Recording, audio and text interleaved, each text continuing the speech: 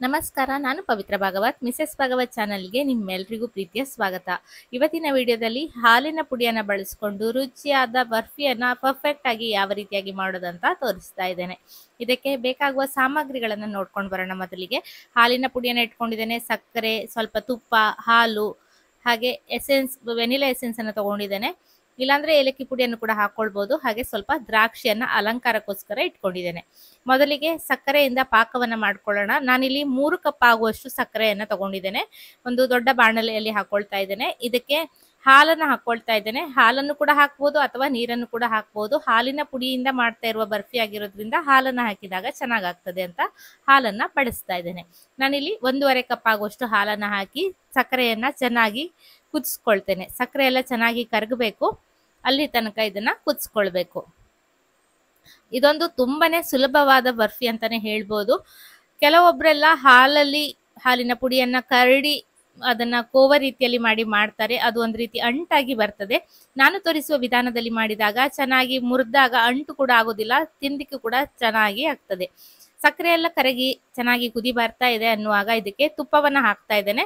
1/4 cup ಆಗುವಷ್ಟು ತುಪ್ಪವನ್ನ ನಾನಿಲ್ಲಿ ಬಳಸಿದ್ದೇನೆ. ತುಪ್ಪ ಅಳತೆ ಹೆಚ್ಚು ಕಡಿಮೆ ಆದ್ರೂ ನಡೆಯುತ್ತೆ, ಏನು ತೊಂದರೆ ಆಗುದಿಲ್ಲ. ಈಗ ಪಾಕವನ್ನ ಚೆಕ್ ಮಾಡ್ತಾ ಇದ್ದೇನೆ. ಒಂದು ಬೌಲಲ್ಲಿ ಪಾಕವನ್ನ ಹಾಕಿ ನೋಡ್ತಾ ಇದ್ದೇನೆ ಹೇಗೆ ಆಗಿದೆ ಅಂತ.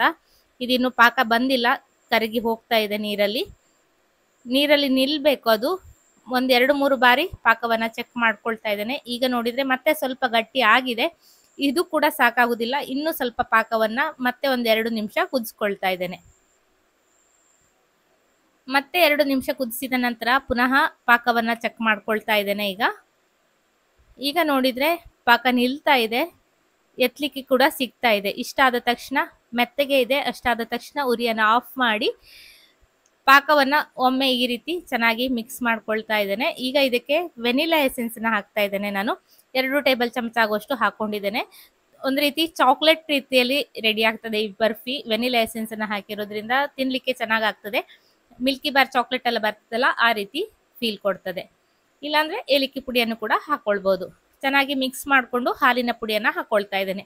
3 ಕಪ್ ಆಗುವಷ್ಟು ಸಕ್ಕರೆಗೆ 6 ಕಪ್ ಆಗುವಷ್ಟು ಹಾಲಿನ ಪುಡಿಯನ್ನ ನಾನಿಲ್ಲಿ ಬಳಸ್ತಾ ಇದ್ದೇನೆ.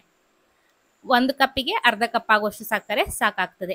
ಒಮ್ಮೆಲೆ ಹಾಕಿ ಮಿಕ್ಸ್ ಮಾಡೋದು ಬೇಡ, ಸ್ವಲ್ಪ ಸ್ವಲ್ಪನೇ ಸೇರಿಸ್ಕೊಳ್ತಾ ಮಿಕ್ಸ್ ಮಾಡ್ಕೊಳ್ತಾ ಹಾಲಿನ ಪುಡಿಯನ್ನ ಹಾಕಿ ಚೆನ್ನಾಗಿ ಮಿಕ್ಸ್ ಮಾಡ್ಕೊಳ್ಬೇಕು. ಬಾಣಲೆಯ ಬಿಸಿಗೆ ಅದು ಪಾಕ ಇನ್ನೂ ಏರಾಗ್ತದೆ, ಹಾಗಾಗಿ ಪಟಪಟ ಅಂತ ಮಾಡ್ಕೊಳ್ಬೇಕು. ಜಾಸ್ತಿ ಟೈಮ್ ಕೊಡಬಾರ್ದು, ಇಲ್ಲಾಂದ್ರೆ ಹಾಲಿನ ಪುಡಿ ಹಾಕೋದ್ರೊಳಗಡೆ ಪಾಕ ಏನಾದ್ರೂ ಗಟ್ಟಿಯಾಗಿ ಹೋಯ್ತು ಅಂದ್ರೆ ಮತ್ತೆ ಸ್ವಲ್ಪ ಹಾಲನ್ನ ಹಾಕಿ ಮಿಕ್ಸ್ ಮಾಡ್ಕೊಂಡು ಹದ ಮಾಡ್ಕೊಳ್ಬೇಕಾಗ್ತದೆ. ಹಾಗಾಗಿ ನಾನಿಲ್ಲಿ ಪಟಪಟ ಅಂತ ಮಾಡ್ಕೊಳ್ತಾ ಇದ್ದೇನೆ. ನೋಡ್ಬೋದು, ಅಷ್ಟು ಹಾಲಿನ ಪುಡಿಯನ್ನ ನಾನಿಲ್ಲಿ ಹಾಕಿದ್ದೇನೆ. ಚೆನ್ನಾಗಿ ಮಿಕ್ಸ್ ಮಾಡ್ಕೊಳ್ತಾ ಇದ್ದೇನೆ. ಇದನ್ನ ಬೇರೆ ಪಾತ್ರಕ್ಕೆ ಹಾಕಿ ಚೆನ್ನಾಗಿ ಕೈಯಲ್ಲಿ ತಿಕ್ಕಿ ಅದನ್ನ ಹದ ಮಾಡ್ಕೊಂಡ್ರು ಆಗ್ತದೆ. ಇಲ್ಲಾಂದ್ರೆ ಇದು ಪಟಪಟ ಮಾಡೋದಾದ್ರೆ ಇದ್ರಲ್ಲೇ ಈ ರೀತಿ ತಿಕ್ಕೊಳ್ಬಹುದು. ಈ ರೀತಿ ಚೆನ್ನಾಗಿ ಮೆತ್ತಗಾಗುವ ತನಕ ಇದನ್ನ ತಿಕ್ಬೇಕು. ಈ ರೀತಿ ಚೆನ್ನಾಗಿ ತಿಕ್ಕೊಂಡು ಪಾತ್ರೆಯಲ್ಲಿ ಹಾಕೊಳ್ತಾ ಇದ್ದೇನೆ. ಅಕಸ್ಮಾತ್ ನಿಮ್ಗೆ ಆ ಪಾತ್ರೆಯಲ್ಲಿ ಮಾಡೋದು ಕಷ್ಟ ಆಗ್ತಾ ಇದೆ ಅಂತ ಅನ್ಸಿದ್ರೆ ಬೇರೆ ಪಾತ್ರೆಯಲ್ಲಿ ಹಾಕಿ ಚೆನ್ನಾಗಿ ಅದನ್ನ ಮಸಿಬಹುದು. ಆಗ ಪಾಕ ಏರ್ ಕೂಡ ಆಗೋದಿಲ್ಲ. ಅಕಸ್ಮಾತ್ ಪಾಕ ಏರು ಆಯ್ತು ಅಂದ್ರೆ 1-2 ಚಮಚ ಹಾಲನ್ನ ಹಾಕಿ ಮತ್ತೆ ಸ್ವಲ್ಪ ಹೊತ್ತು ಅದನ್ನ ಕುದಿಸ್ಕೊಳ್ಳಿ, ಆಗ ಕರೆಕ್ಟ್ ಆಗಿ ಬರ್ತದೆ. ತುಂಬಾನೇ ಪರ್ಫೆಕ್ಟ್ ಆಗಿ ಹಾಲಿನ ಪುಡಿಯ ಬರ್ಫಿ ರೆಡಿ ಆಗ್ತದೆ. ಒಂದು ತುಪ್ಪ ಸವರಿದ ಟ್ರೇಗೆ ಇದನ್ನ ಹಾಕೊಂಡಿದ್ದೇನೆ. ಬಿಸಿ ಬಿಸಿಯಾಗಿದೆ. ಕೈಗೆ ತುಪ್ಪವನ್ನ ಸವರ್ಕೊಂಡು ಅದನ್ನ ಹರಡ್ಲಿಕ್ಕೆ ಟ್ರೈ ಮಾಡಿದೆ. ಕೈಗೆ ತುಂಬಾ ಬಿಸಿ ಮುಟ್ತಾ ಇದ್ದಿದ್ರಿಂದ ನಂತರ ಒಂದು ಚಿಕ್ಕ ಬಟ್ಟಲಿಗೆ ತುಪ್ಪವನ್ನ ಸವರ್ಕೊಂಡು ಚೆನ್ನಾಗಿ ಹರಡ್ಕೊಂಡಿದ್ದೇನೆ. ಚಂದ ಕಾಣಿಸ್ಲಿಕ್ಕೋಸ್ಕರ ಮೇಲ್ಗಡೆಯಿಂದ ದ್ರಾಕ್ಷಿಯನ್ನ ಈ ರೀತಿ ಸೆಟ್ ಮಾಡ್ತಾ ಇದ್ದೇನೆ. ಇಲ್ಲಾಂದ್ರೆ ಬಾದಾಮಿಯನ್ನ ಚಿಕ್ಕದಾಗಿ ಕಟ್ ಮಾಡಿ ಸ್ಪ್ರೆಡ್ ಮಾಡಿದ್ರು ಆಗ್ತದೆ.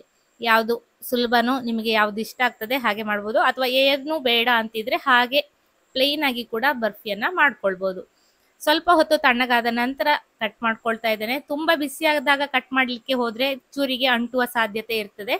ಹಾಗಾಗಿ ಸ್ವಲ್ಪ ಬೆಚ್ಚಗೆ ಇರುವಾಗ ಕಟ್ ಮಾಡ್ಕೊಳ್ಳಿ. ತುಂಬಾ ತಣ್ಣಗಾಗಿ ಹೋದ ನಂತರ ಕಟ್ ಮಾಡೋದು ಕೂಡ ಕಷ್ಟ ಆಗ್ತದೆ, ಟೈಟ್ ಆಗ್ತದೆ.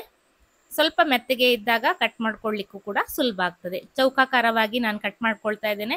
ದ್ರಾಕ್ಷಿಯನ್ನ ಚುಚ್ಚುವಾಗಲೂ ಕೂಡ ನಾವು ಯಾವ ಸೈಜಲ್ಲಿ ಕಟ್ ಮಾಡ್ತೇವೆ ಅದಕ್ಕೆ ಸೆಂಟ್ರ್ ಅಲ್ಲಿ ಬರುವ ಹಾಗೆ ನೋಡ್ಕೊಂಡು ಹಾಕೊಂಡ್ರೆ ಕಟ್ ಮಾಡ್ಲಿಕ್ಕೂ ಕೂಡ ಸುಲಭ ಆಗ್ತದೆ. ಮಧ್ಯದಲ್ಲಿ ದ್ರಾಕ್ಷಿ ಸಿಕ್ಕಿದ್ರೆ ಕಟ್ ಮಾಡೋದು ಸ್ವಲ್ಪ ರಗಳೆ ಅಂತ ಅನ್ಸ್ಬೋದು. ಹಾಗಾಗಿ ಗರ್ಭಿಣಿ ಸ್ತ್ರೀಯರಿಗೆಲ್ಲ ಗೌರ್ಮೆಂಟ್ ಇಂದ ಹಾಲಿನ ಪುಡಿ ಎಲ್ಲ ಸಿಗ್ತದೆ ಅಂತ ಹಾಲಿನ ಪುಡಿಯನ್ನ ಬಿಸಾಡುವ ಬದಲು ಈ ರೀತಿ ಬರ್ಫಿಯನ್ನ ಮಾಡ್ಕೊಳ್ಬಹುದು.